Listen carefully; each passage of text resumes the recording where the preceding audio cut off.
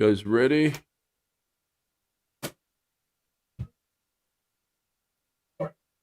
All set? Yep. The work session for the Annapolis City Council on May 27th, 2025 will be called to order at 5:34. At this time, please join me for the Pledge of Allegiance.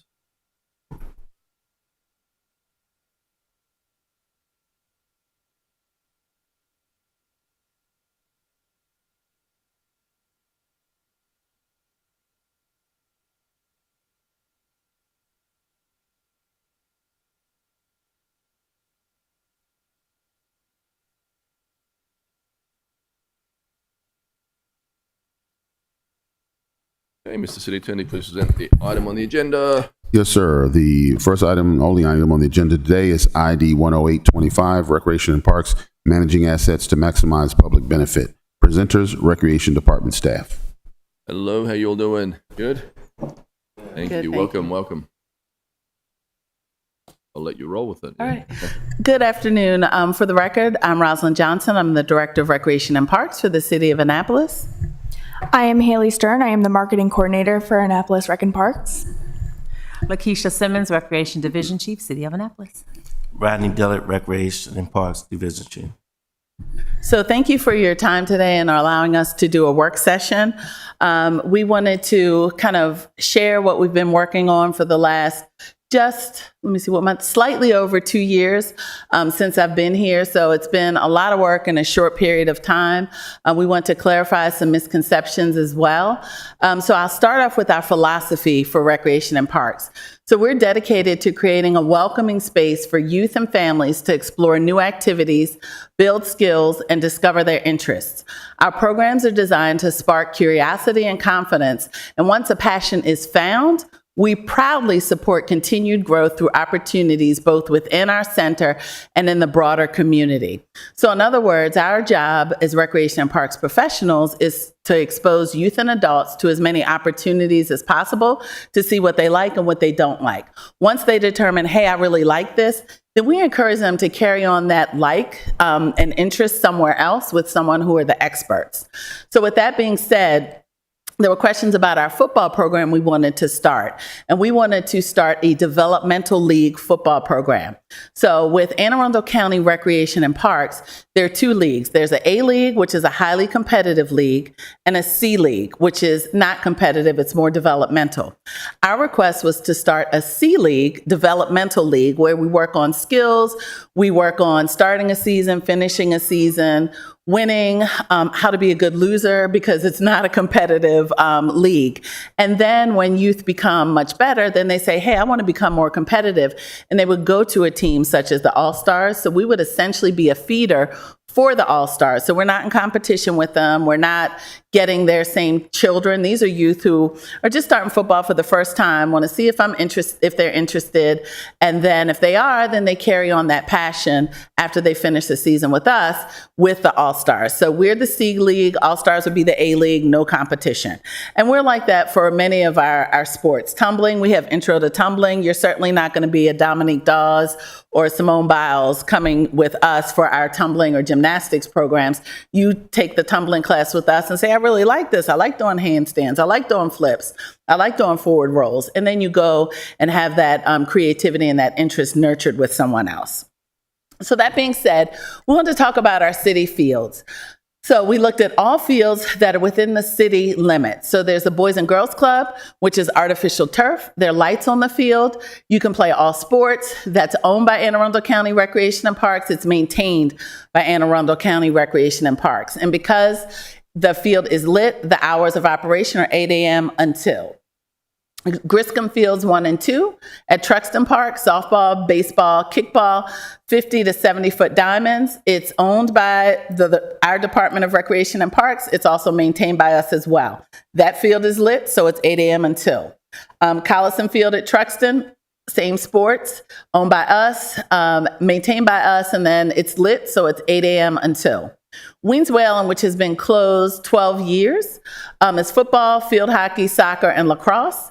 It's owned by Recreation our Department of Recreation and Parks. It's also maintained by our Department of Recreation and Parks. It's currently closed, but when it was open, it had lights on the field.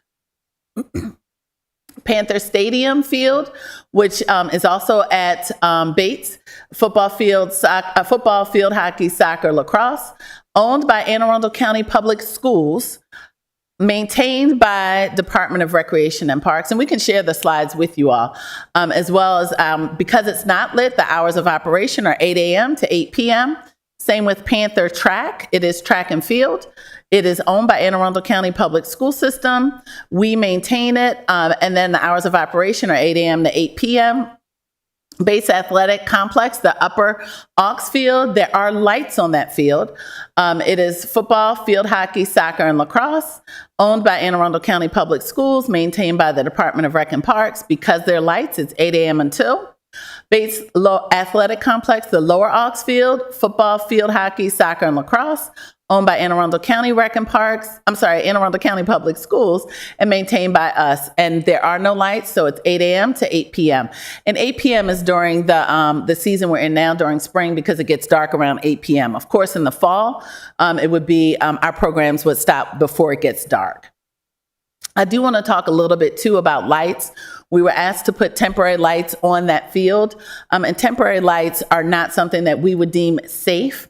I know if we took it to our attorneys, they would not support that. One, because lighting is a science. When you're playing football and many of these sports, they're high injury sports where if you don't see someone coming from the side or forward because they're shadows or the lighting is not good, then you could get hit and you could be paralyzed. So we always look at safety first.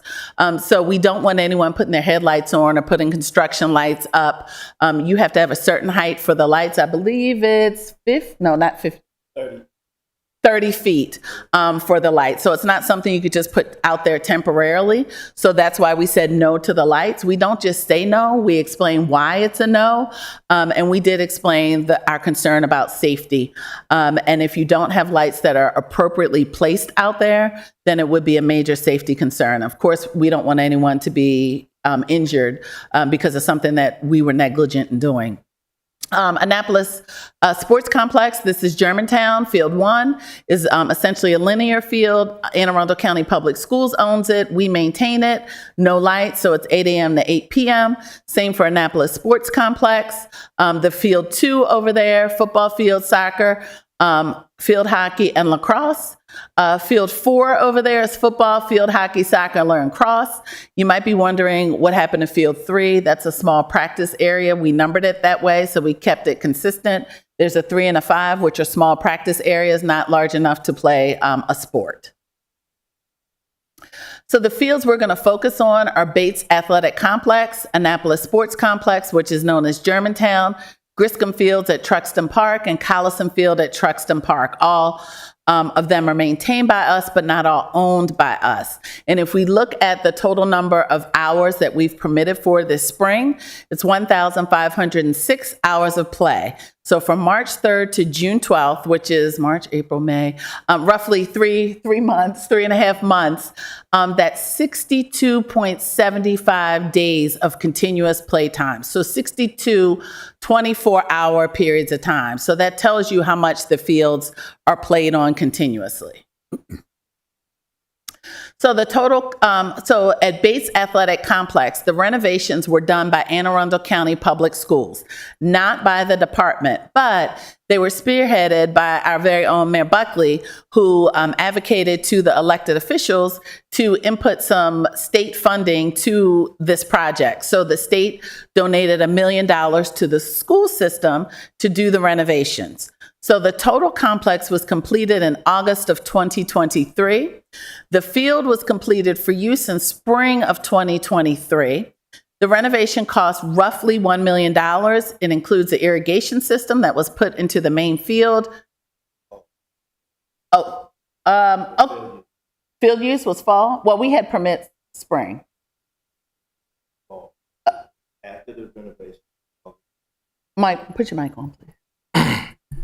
The fields was open August after the Family Day event. They did the renovation then, and the fields didn't open up until September. Okay, we had some 2023. permits that were different. Okay, that includes the irrigation system. Kentucky Mix on the main field is the seed that was used. Track repair and replacement, mitigation for rain runoff, and patch and replace the walkways. That was the total realm of the renovations. Again, not done by our department. We managed what was delivered to us. Okay, go ahead, Ryan. Sorry about that. It was a Bermuda grass that was put on the base field, in between the track, and on the linear field under the light. And what would you have used? I would use Kentucky blue. The Bermuda grass is good, but for the use of play that we have there, and I don't frown upon the play because I think we need excessive play in all our fields. So I would use the Kentucky blue, but that wasn't our decision. We asked for it, and they put the Bermuda in. So right now, we're just going to find a program that's going to work for us with the Bermuda. And so then also we have Annapolis Sports Complex. Germantown youth baseball is played there. Owned by Anne Arundel County Public Schools. Did we go back?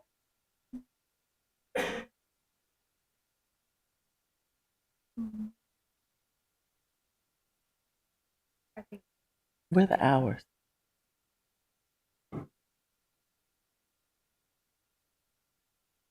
For all the sports. Sorry, we're trying to work through. Find the hours for all the sports. So what we did was we looked at all of our user groups and we looked at how they played.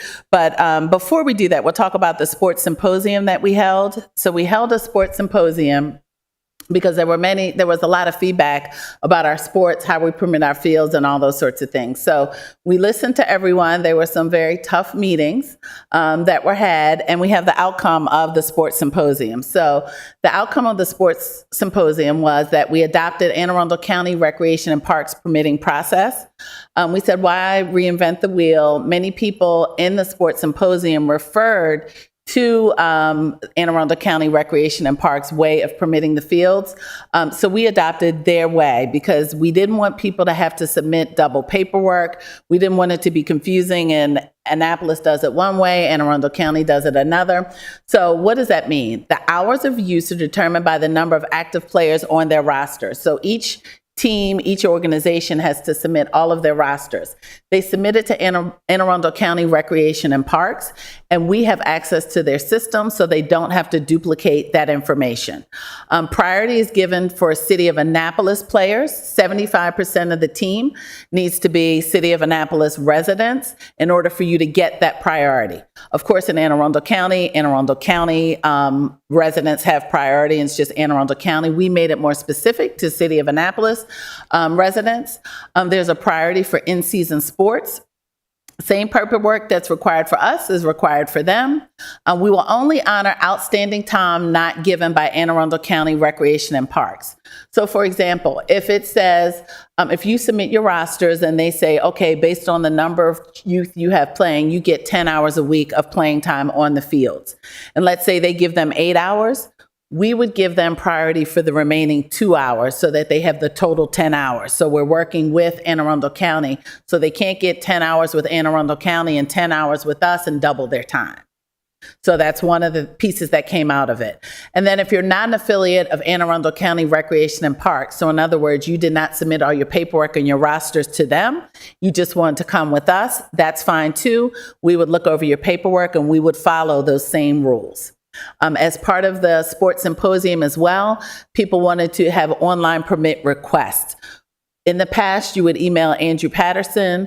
He would have to look through his emails and determine who sent the email first, second, and third, and determine priority. So now it's all done online, so we're not relying on one person reviewing and looking at their email and missing some emails because Google stacks them up. So that was the outcome of the sports symposium. Yes. Thank you. When was the symposium held? We have the dates on here. Back it up. There were multiple dates. December 5th, I believe, was the first one, and we had 2 subsequent ones out of. Oh, this was the second one. So there's one before. September 14th was the first one. Oh, right here. September 14th was the first one. December 5th was the second one. We had another one. Those are the only two I. Okay, we'll have to check those dates, but So they were held before Play Annapolis came and spoke before the council the last meeting. yes, this was 2023 Thank you. that it was held. Thank you. Thank you for clarifying. And so these are the hours that each organization has. So SMA gets 8 hours of permitted time per week. A total on their permit is 160 hours. If we would have charged them and you all were not gracious enough to waive the fees, they would have had to pay $3,200 for their permitted time. Because the fees were waived, it was free for them, and they're also a nonprofit within the city of Annapolis. AYLA gets 12 hours roughly per week. The total permit hours is 156 for $4,160. And of course, that fee is waived for them. Peak Social, which are adults, they're not youth. They get 4 hours of permitted time per week, 72 hours in their total permit for $1,800. ASC, which is Annapolis Soccer Club, they get 28 hours for a total number of hours permitted in their permit for 128. You will recall Mr. DeWitt said he has to go back and forth with us and fight with us. I would not call it a fight. I will set this up as an example. So Annapolis Soccer Club, 50.7% of their players are City of Annapolis residents, which means they don't meet the 75% threshold, which means that brings them down on the priority list. In addition to that, this spring permits. Soccer is not considered a spring sport, so that brings them down on the priority list as well. Many jurisdictions, including Anne Arundel County and Annapolis, have priority for spring sports and priority for fall sports so that we maintain kind of the national standard, so to speak, for youth being able to play those sports. So if you're out of season, you fall down in the priority matrix. So that is where I would say the disagreement comes from, where our rules are written out, but, and rightfully so, of course, Mr. DeWitt loves soccer and that's what he does. And so he wants to place his youth programs to happen all year long. PAL, which is, yes. Just a minor question. Which one of these is doing youth rugby? I didn't know we had that. You said which one is doing what? Doing youth rugby. It's the last one. It's on the last slide. Very cool. Thank you. Yes. So PAL, Peninsula Athletic League, not Police Athletic League, actually uses our baseball fields as well. 56 hours a week, 288 hours in their total permit for $11,927.50. And that fee, of course, is waived as well. Annapolis All-Stars Baseball, they have 8 hours per week, total permitted 80 hours, estimated cost $1,600. That fee is waived. Of course, Anne Arundel County Public School System, they started their middle school sports, and they started with certain sports this season. So they have 72 hours of permitted hours per week at Bates, and a total of 216 hours in the total permit. And of course, they own the field, so we would never charge them, even if it was waived. And then ASC, Annapolis Soccer Club, again, 32 hours, 188 total permitted hours, and that's this season. This is a different location, $3,760, and of course that fee is waived. And his Valkyrie Rugby, Lower Ox Field, 4 hours, 18 total permitted hours. Their fee was not waived because they're not a nonprofit, and they're outside of the city. Rockbridge Academy is at Bates, the track and the main field, 8 hours, 32. They, of course, are not a nonprofit. They're outside of the city, so they're $760 for their 32 total permitted hours. Here's the All-Stars at Griscom 1 and Collison. 16 hours a week, 64 hours in the total permit. Peak Social, again, adult program, so their fees are not waived at Griscom 1 and 2. And the Bar Association, Griscom 1 and 2, their fees are not waived either, so they are charged as well. What's the last one? Bar Association? Yes, the Anne Arundel County Bar Association. So those are the attorneys that get together and play. Oh, sorry. Lawyers. Yes, yes. No, not bars, as in drinking bars. So here's Bates. We wanted to timestamp these so that you knew that we were not making this up. This is, we started the renovation before people came to talk about us not maintaining or renovating the fields. So the fields, Rodney and his team had already started the renovation of the fields again. These fields were just completed in 2023. It was a major renovation, probably not what we would have put in, but we were delivered the fields how we were delivered them. The fields are played on an awful lot of time. So they have no downtime. You see it on the trails. You see it probably in your own yards. If you walk the same path over and over again, that's just one person walking. You start to have your grass become worn out. These are people playing with cleats, and it's just people love to use the fields, which is a great thing, but that also means that they're not going to be pristine fields either. So this was May 9th, and then you can see the grass starting to take on May 20th when we took this picture. So availability is 7 days a week, dawn to dusk, and we showed you the permitted times. That's when people apply for and have a permit and they have guaranteed exclusive use. That does not include the pickup play, the soccer leagues or soccer teams that will say, hey, let's meet out there, let's play soccer. None of that is included in what we just showed you in the previous slides. Here's Germantown soccer fields. This was from May 20th, 2025, and this is exactly how the soccer fields looked. These are the baseball fields. ARPD Parks team cut the grass and the weeds from Germantown infields, beginning step in preparing for the season. This was Tuesday, May 20th, between 11:03 and 11:13 in the morning. And then this is Griscom 1, May 19th. Excuse me, and Griscom 2, May 19th, around the same time. And availability again is dawn to dusk. At Griscom, actually, we have lights, so it can go later. Collison Field, thank you to Alderman Gay, who put the money in our budget to look at the feasibility of creating a linear field at Collison. We have since developed a scope of services for a consultant to look and see if we could make it into a linear field, which it looks like we can. It'll cost us about $400,000. To turn it into a linear field, but we're in the process of looking at this right now. Thank you to the $200,000 that was put into our budget, and I think the cost for this was $15,000 for the $10,000 for the feasibility study. So we have $190,000 left to do any type of renovations to Collison Field. We took some pictures of some county-owned fields. Marley Middle School field conditions owned by Anne Arundel County Public Schools, maintained by them. This was Tuesday, May 20th at 3 p.m. Weens Wayland has been closed for about 12 years, but we've been working to get it reopened. And what does that mean? So a couple of things. One, we wanted to turn it into a turf field, an artificial turf field.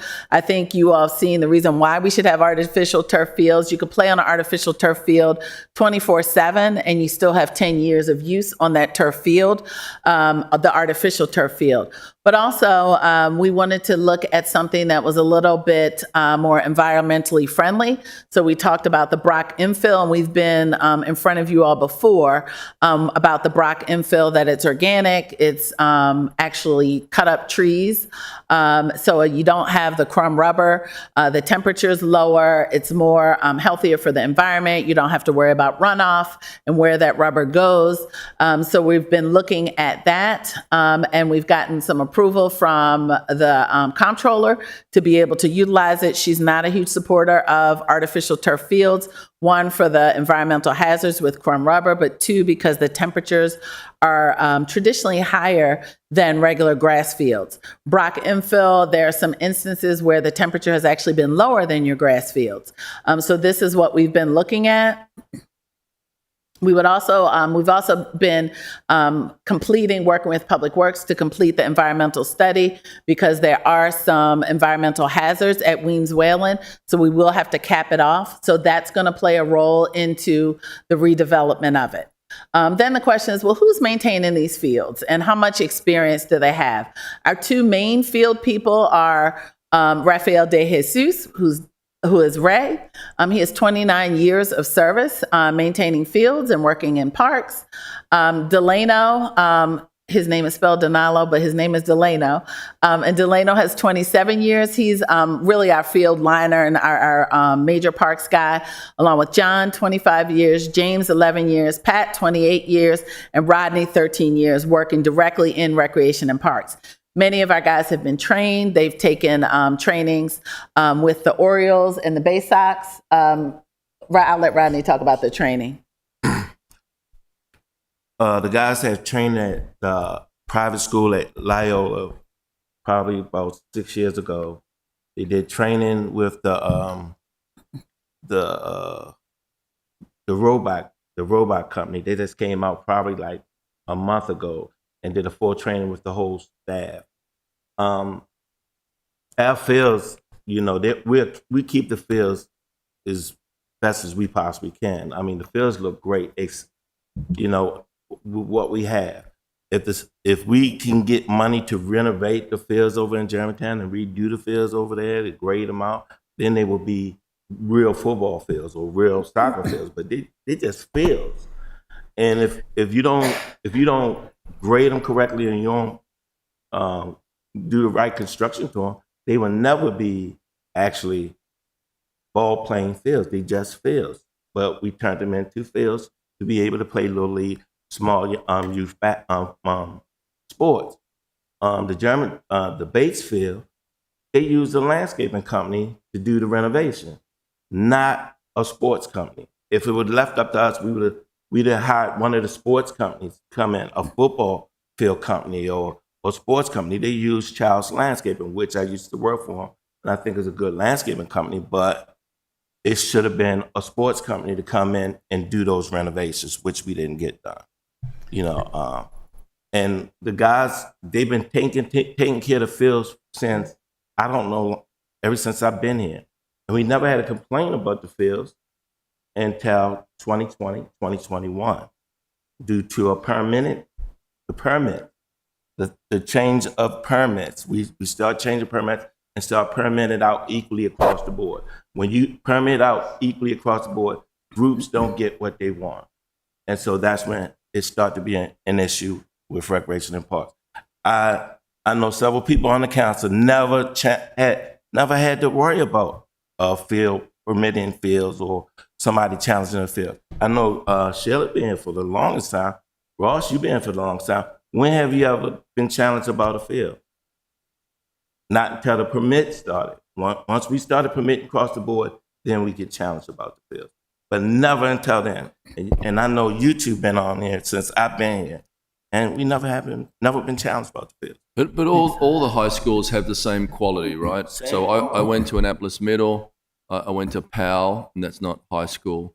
I've been to the outfield at Annapolis High because all the infield stuff is all turf, right? Everything is because of the amount of play it gets. But if you look on River Road, the quality of those lacrosse fields there is just the same as everybody else. That's in my. It's a construction. All the county schools.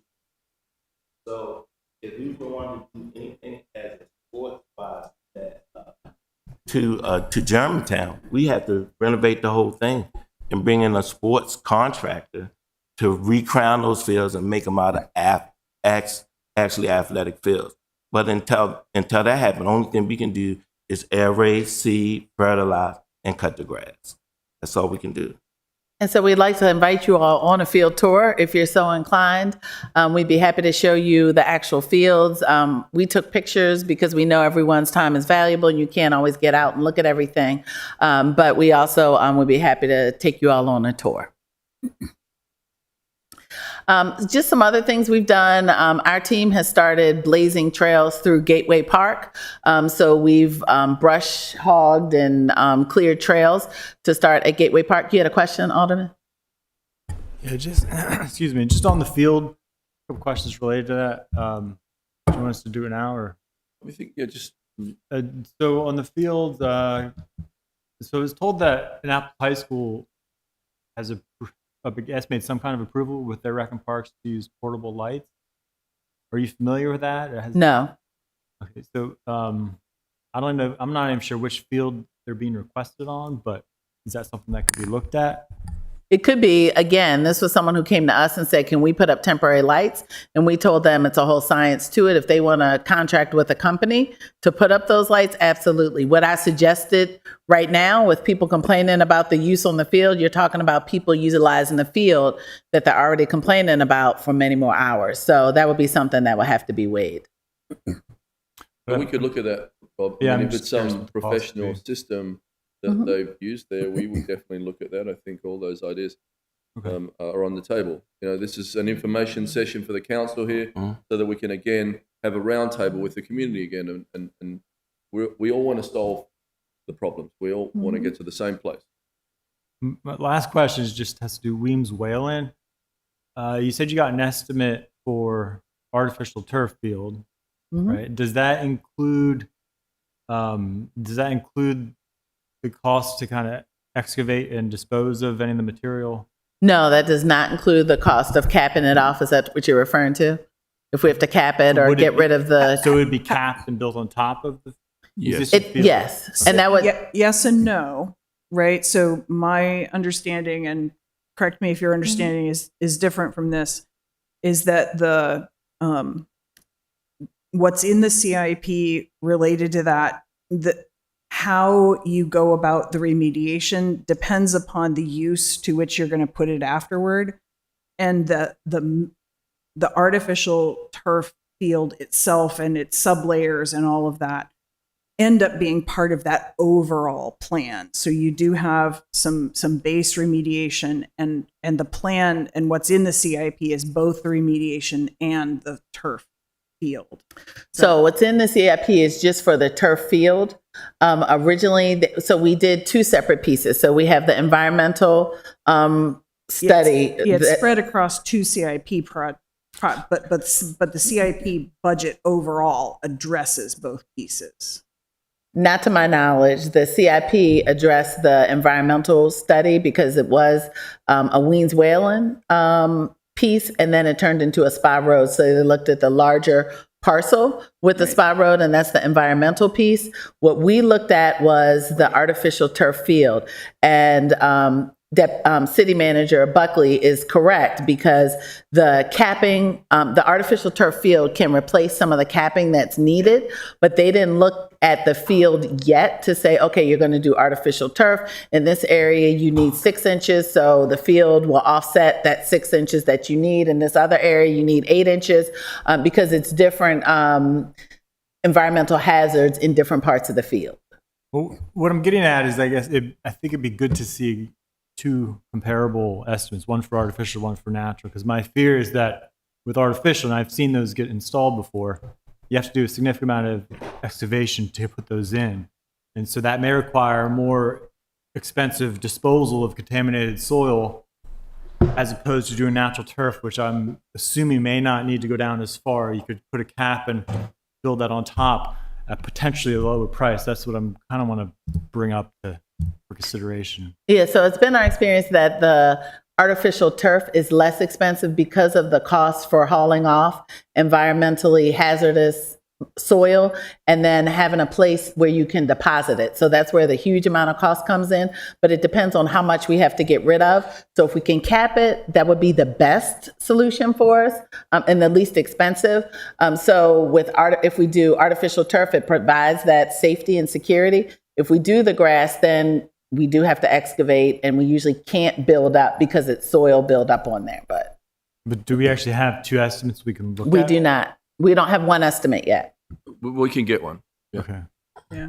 So, but do you all remember, and I want to ask the council, remember we put money in the budget to put a foot of soil on the field under David Gerald. I clearly remember that. And then I thought that was going to remediate it. And then I think the conditions were different to that. And so we pulled back on that. But I think we actually did something about 15 years ago. Oh, sorry. They may remember there was something with that field where, because they had some trash coming up to the surface and it had to be redone. Well, let's ask some people who've been on the council that long. Alderman Finlayson? Well, I recall us needing to put 3 feet of soil on top of Williams Whalen. My question was going to be, the reason the field was shut down was because MDE insisted that it was contaminated and we could not use it for all of these years. And they were the ones who told us we needed to put 3 feet of topsoil on it. So my question is, have they approved the opening of the field yet? So do you have to go to them once you decide exactly what you want to do with it? Yes. And get their blessing on it? Yes. So even though we come up with a perfect plan, MDE has the final say as to whether this field is going to be usable again in a timely fashion. Yes. I mean, we have to get approvals for everything. It's critical area, it's MDE, it's a lot of pieces. Our first start was to see how we could build the money up. And so we started with being able to utilize program open space, which was going to the comptroller, and the comptroller said, okay, well, here's what I need to see. So then we went back, we did our research. We said, okay, what about this? She said yes. So we're like, okay, great, we can use this. In the meantime, the environmental study was still going on. It hadn't been completed yet. So now we have the environmental study back. So now we need to pair, as the Alderman said, we need to pair the environmental study with the artificial turf field and get a designer in to see, hey, what is this going to look like? And that could go fast or it could go slow. It could go fast if we could do it an easy way. It could go slow if, to your point, MDE says, well, no, we want you to do it this way. I'm sorry I don't know whether I answered your question, Alderman Savage, or not. Okay, thank you.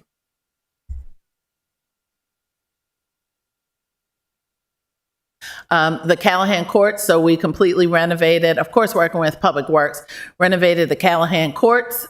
This was a picture, I think, from 2010, so they didn't really look like this. They looked a little bit more used by the time we renovated them in 2024. Dan Clements has got a question for us. No, my other big question has to do with the Stanton Center. We only have about 20 minutes left, so can we fast forward to Stanton Center update? Sure. Mr. Mayor? Sure. Okay, great. You just go through the slides and show all the stuff that's been done quickly. Here you go. Ask and ye shall receive.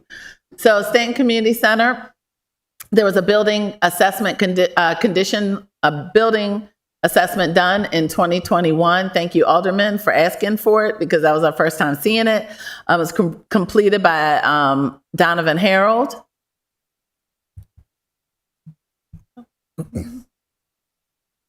And so it was observed that it was pretty much kind of some of the infrastructure pieces needed to be addressed. And these are just some pictures of challenges with the building per se. And this is particularly infrastructure related. For some reason, the sewage backs up. We don't know why. We've had it roto-rooted. We've had it scoped. We've had all sorts of things done. Here's the gym as it looks now. And then the last time Stanton Community Center underwent a renovation was from 98 to 2000. So it was 25 years ago. So during that time, it included electrical work and plumbing. The gym floor was replaced from a hardwood to a pad and pour type of flooring. And the kitchen was moved to the ground floor. So that was in 2000, so 25 years ago. And that floor has exceeded its normal life. 25 years for a floor is really great. Not good, but great. And so we wanted to turn Stanton into a STREAM center: science, technology, recreation, engineering, environment, arts, agriculture, and math. And people say, well, why are you doing that? Well, with the advent of technology, we're going to have a huge group of our community members who are going to be unemployable because robots are replacing the work of customer service and kind of those soft skills. When you go to the grocery store now, you know, there are more self-checkout lines than other checkout lines. You have robots who are delivering your meals in restaurants, and we anticipate that'll continue once they figure out how to stop some of the other challenges with self-checkout, which they're working on now. I think Sam's Club has mastered it, where you can self-checkout with your cell phone while you're walking through, and then when you get to the exit, they're like, oh, you have 2 things you didn't scan. So we think technology is going to get better with that. But then what jobs are our community going to have, and how do we get people to get acclimated to technology, to learn to program, to code, to do graphics and arts and all those sorts of things? And so we thought Stanton Community Center would be the linchpin for the survivability of the community. And what does that mean? So rather than show you a whole layout kind of Stanton Community Center and what we plan to do, that will be a whole separate work session. We just wanted to show you some of the highlights with phase 1. So phase 1, we want to create an esports arena. It'll be the first of its kind, certainly in this area. But we have a short video. It's not as graphically exciting as our visit, but it shows you the various sports. So this is essentially what the floor can be turned into. You'll see it's for all sports: pickleball, soccer, tennis, badminton. And these are lines that would show up on the floor. You could give positive reinforcement and all sorts of things. We could do more graphics where it would be USTA, the Tennis Association, or the ACES tennis program. You could have shootouts. You could do soccer. You could have yoga and Pilates. On the floor, you could have wiffle ball, baseball for youth inside on the floor. You could have hockey on the floor. Again, there are no lines on the floor. We would create those lines, but the educational component is really the key here. You could show the solar system and how the planets circle around the sun and the moon. You could do geography. You could actually put a whale on the floor and see how many youth it takes to make a whale, a life-size whale. You could do Sudoku. You could look at the periodic table with high schoolers. You could have them find zinc, iron, all those sorts of things. You could do environmental science with flooding. You could have architectural planning on the floor where you could move the pieces. You could plan out rooms with the actual size. Education and history, how things have changed over time. You could teach the cha-cha slide. You could teach the waltz where the footwork is on the floor. You could show some of the major pieces of artwork from around the country. You could do music where you play on the piano and it plays the song. You could have early education where you have children point to the 2, find the 10, find the capital M. The opportunities are endless with the floor and the abilities that we will have. We've already coordinated and spoken to Dr. Bedell, who is just beyond thrilled. But what would it mean to a child to actually go on a field trip during the day at Stanton Community Center and learn about the solar system or learn about science and periodic tables and all sorts of things? Again, it would still be a gym. We would still have activities, but also there's sensors that you could have in the ball. So if someone's hard of hearing, and they can't hear where the ball is, they would be able to see it because the floor would light up. You could have bingo with seniors who can't see B12. The floor could light up with B12, so all they had to do was look on the floor. They wouldn't be able to see on the screen. We didn't include the video wall here, but the video wall would also be part of the esports arena. So we think it will be a major tourist attraction. It'll be best in class. And we're pretty sure, I don't want to oversell anything, but we're pretty sure that we will have some gaming companies that would like to unveil their products here. Our Cars Beach, did you have questions about Stanton Community Center before? This is the big one, yep. Who wants to go first? Is this in the floor or projected down to the floor? So it's over top. We're still having the architects design it, but our preference would be to be over top of the floor that's currently there, not to go into the floor. And it will be a slight ramp leading up to it, so it's ADA accessible, but it's projected from the bottom up. Okay, so that sounds like it is in the floor. It's not in the floor. It's about a 6 inch above the floor. It's on the floor, but it's Right. on top of the current floor we have there. Well, it looks incredible with the versatility. Are there maintenance costs, or what would be the lifetime of the project before we'd have to fix it? Something. So the warranty is 100,000. Well, they anticipate we get at least 100,000 hours on this particular court. Of course, our wood floors and gym floors, they tell us 10 years. We're at 25 years on the floor that's currently in there now. So of course technology changes, but that's why we will want it over top of the floor. So if anything extreme or odd or what have you would happen, at least we have the built-in where we could lift the floor up. Again, it'll probably take about 4 hours to take the floor up and put it down again. And I'm going by what the NBA is mandating, that you be able to put it down in 4 hours and take it back up. We would be able to do that, but we would not take the floor back up. We will want to keep it down once it's down. And the maintenance, our staff will be trained on, they come in 36 inch by 36 inch squares, so 3 foot by 3 foot.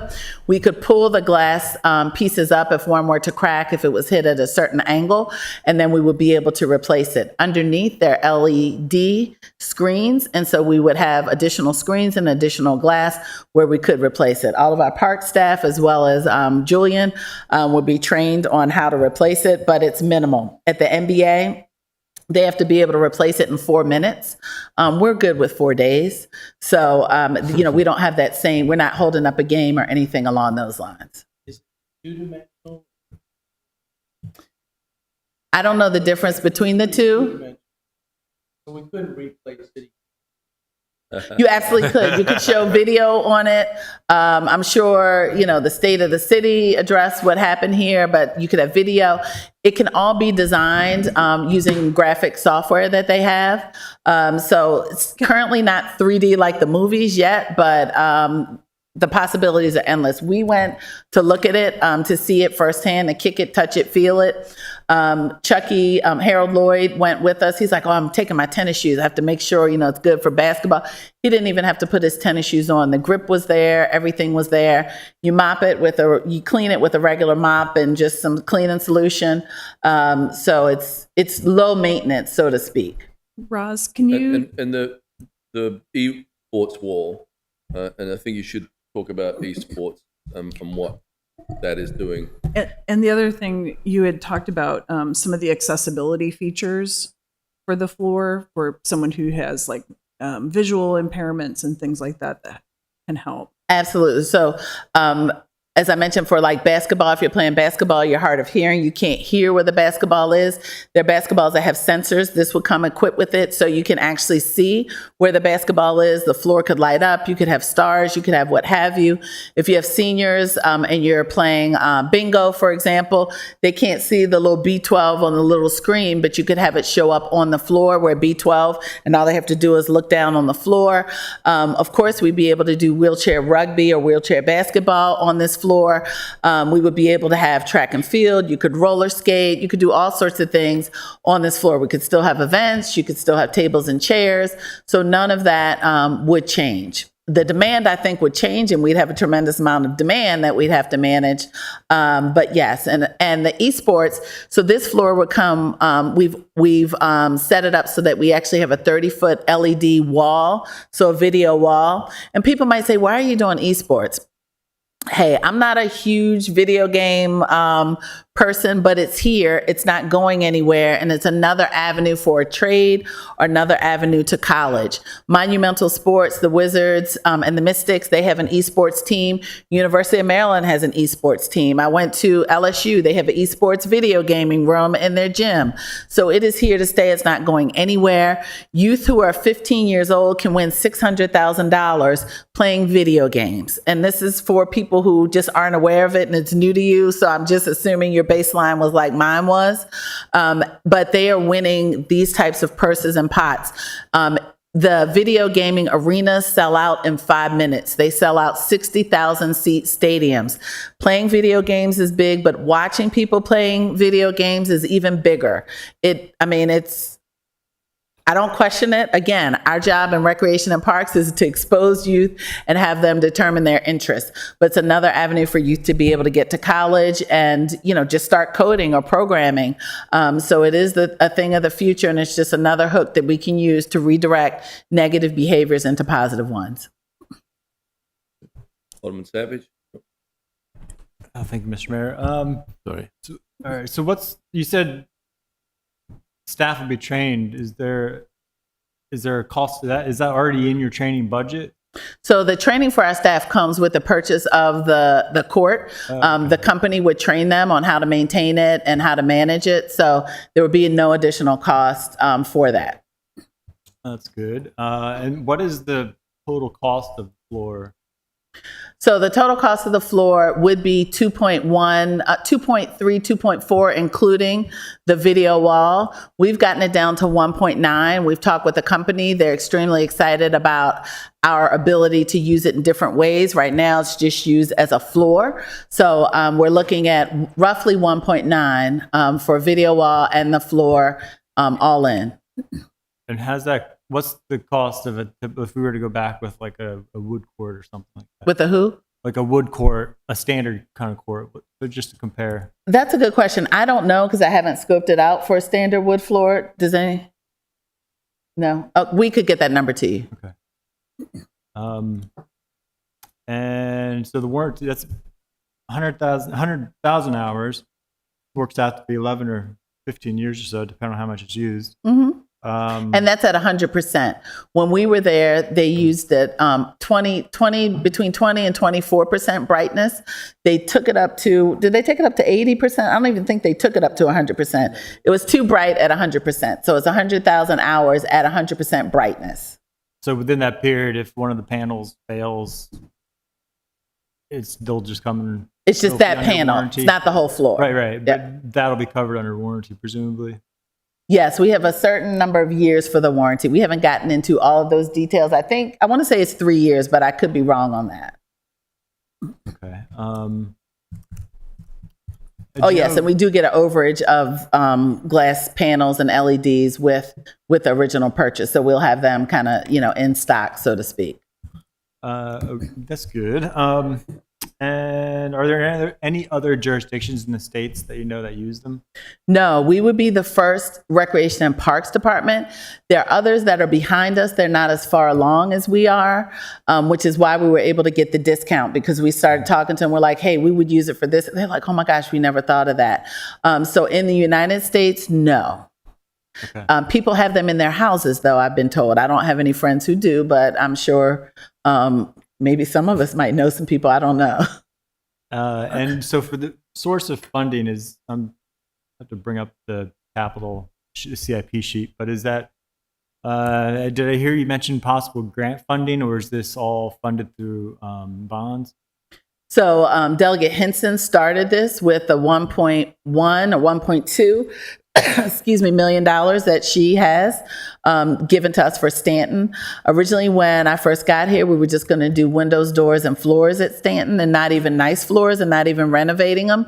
But I really think we're doing a disservice to the community. That's close to what they got the last time, 25 years ago, and we've underinvested in this particular rec center. So she started with the 1.2. We did put in and were awarded an earmark for one for $750,000, another for $500,000, with the last federal earmarks, of course, with the continuing resolution that was approved and adopted, all $8,050, I think it's $50 billion worth of earmarks were wiped out.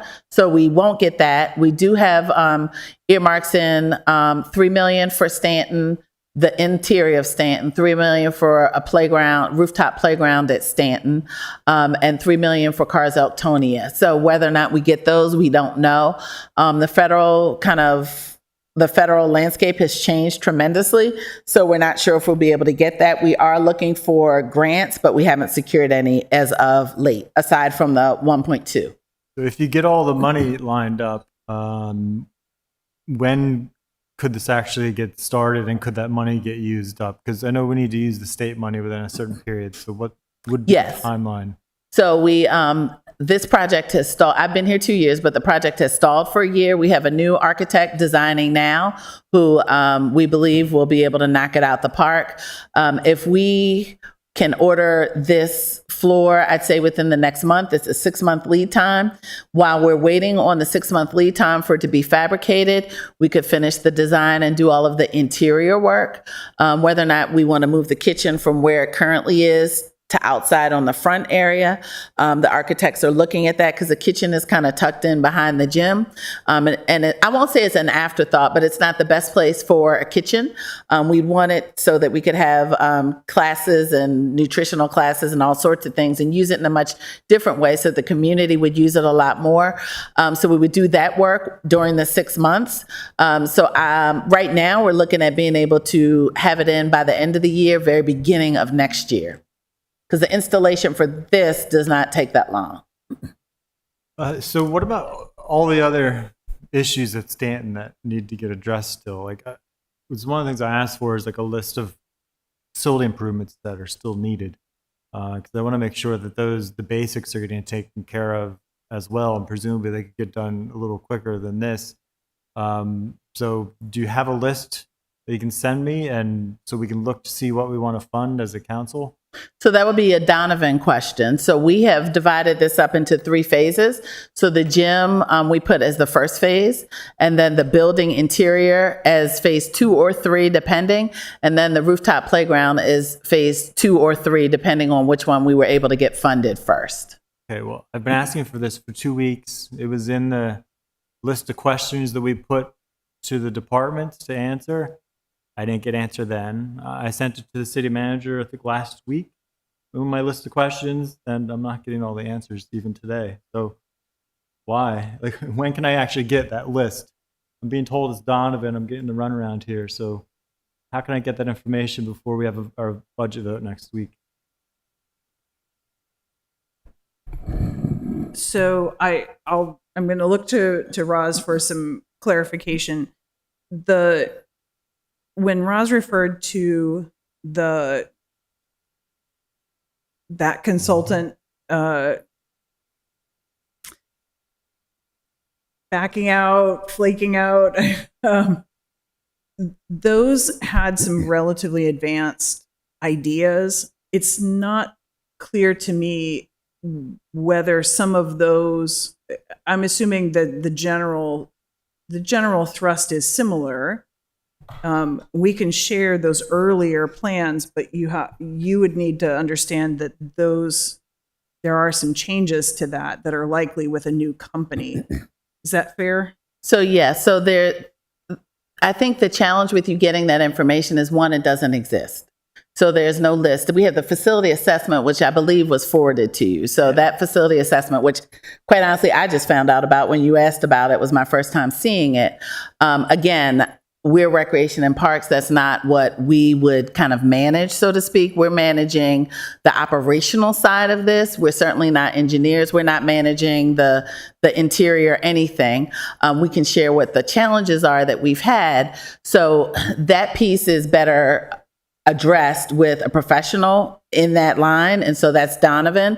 I will say, though, that many of the challenges are going to be repaired when we redo the building. So, for example, we showed you the sewage line backup. The bathrooms are going to be renovated. We've already informed them that there's some issue with the sewage, so that would have to kind of be dug up and done all over again. I'm oversimplifying, but again, I'm not an engineer.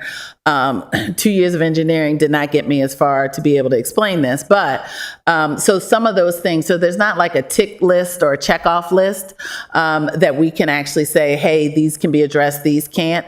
They're all, Donovan is going to, kind of go through that facilities assessment and make sure that those issues have been addressed. Okay, I'll just end with this, because I know the state's asking for results soon, right? And so we have until 2027, I believe, or 2028. The facilities assessment lists 1.452 million of things that need to get addressed at the building. That was from 2021. So I'm just, again, if Donovan could get the answer, I'm just really curious, because I want to make sure, again, we take care of basics. This field looks great, but I want to make sure the basics are taken care of in that building. Absolutely. Maybe we can set up a Stanton tour. You want to do that, guys? Yeah. Send up. I We can think. set up a Stanton tour. Oh, yes. If we don't do the field tour, we can set up a Stanton tour.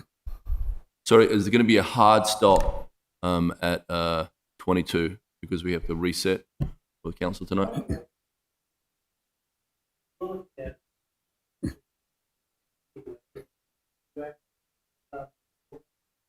You could stand on the floor and see it, yes. One of the pieces that we're looking at, though, is the front part of Stanton is building up 2 levels. So then we will be able to have, because right now Stanton is an elementary school gym, so to speak, and there's no bleachers or anywhere for anyone to watch. So we're looking at taking this long wall out, building a ramp so that it's ADA accessible, but then we'll have bleachers on both sides and we'll have bleachers on the end. We're not going out the Stanton kind of street end side for Northwest Street. And then that'll give us 2 options, 2 kind of levels of balcony views so everyone will be able to view it. There will also be sensors and video cameras around so that you can also view it virtually as well, is what we're looking at. Excellent question. Okay, I'm going to hit on a speed date right now. Sorry, Alderman O'Neill. Alderman you. O'Neill. Just a couple of questions. I'm going to go back to, you talked about the software and all the things that you could do. And is that included in the package? Yes, it is. All of the software that you've discussed?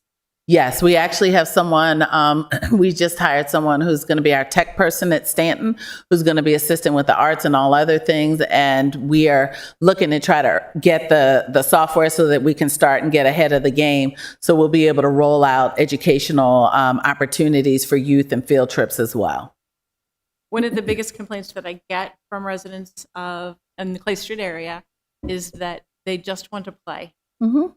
And everything you're talking about sounds amazing. And I've said before, the floor sounds amazing.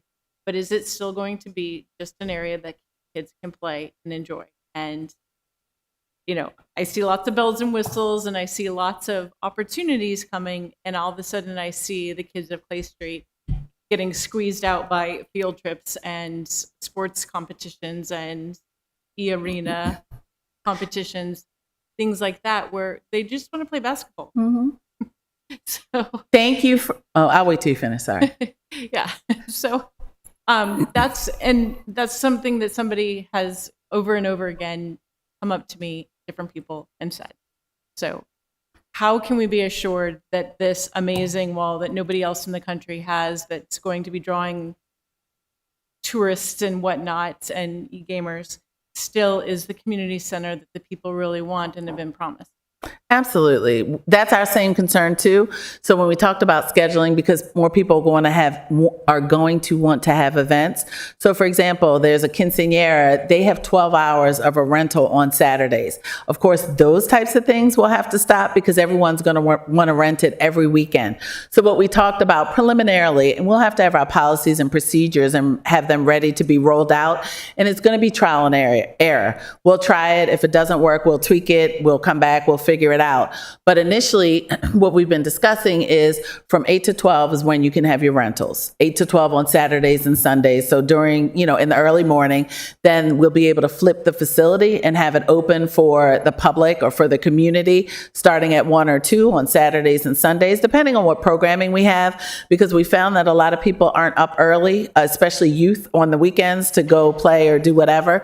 So they'll still have access to it. The field trips are during the day. So the field trips for the schools, that's during the day when the facility is at its lowest amount of use. So that won't affect anyone. That's how we can maximize that playing time. And it might be that we have tournaments during the day too, because people who are attending those special tournaments will come on certain days.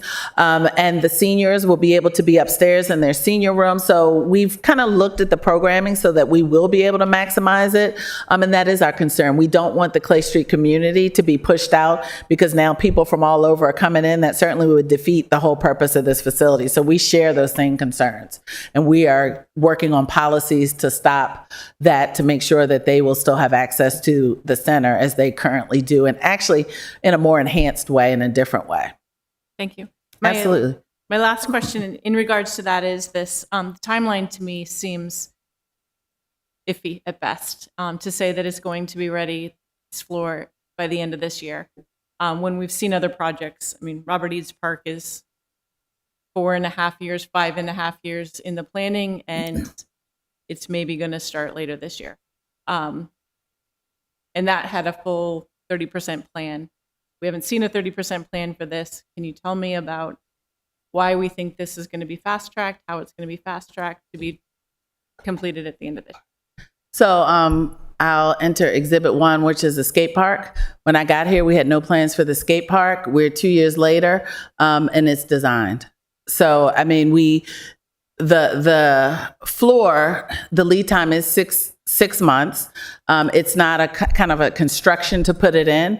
I'm not saying it will definitely be in by then. I'm saying if we do this, then this is what we're looking at.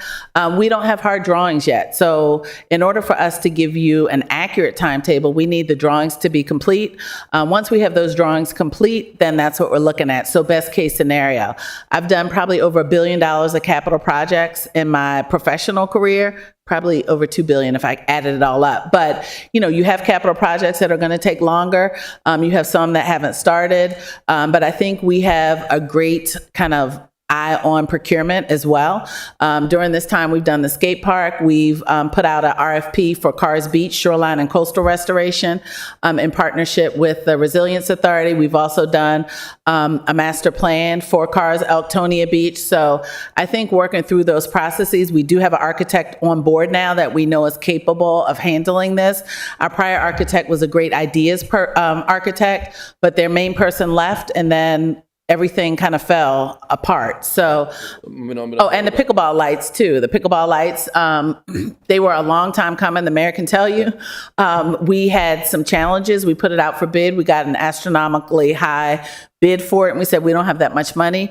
We tweaked it. We put it out for bid again. We got someone, a reputable company to bid on it and respond, and the pickleball lights were just completed. So I will have to call it now, everybody. Is that okay? You want to breeze through the slides, the last slide Sure. really quickly, and then finish?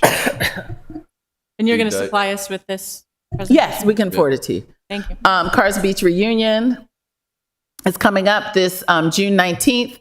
Okay, next one. We'll keep going, just keep sliding, and I'll talk to them. We added up, these are the commemorative playing cards that everyone will get. We have the Cars Beach master plan we'd certainly like to brief you on.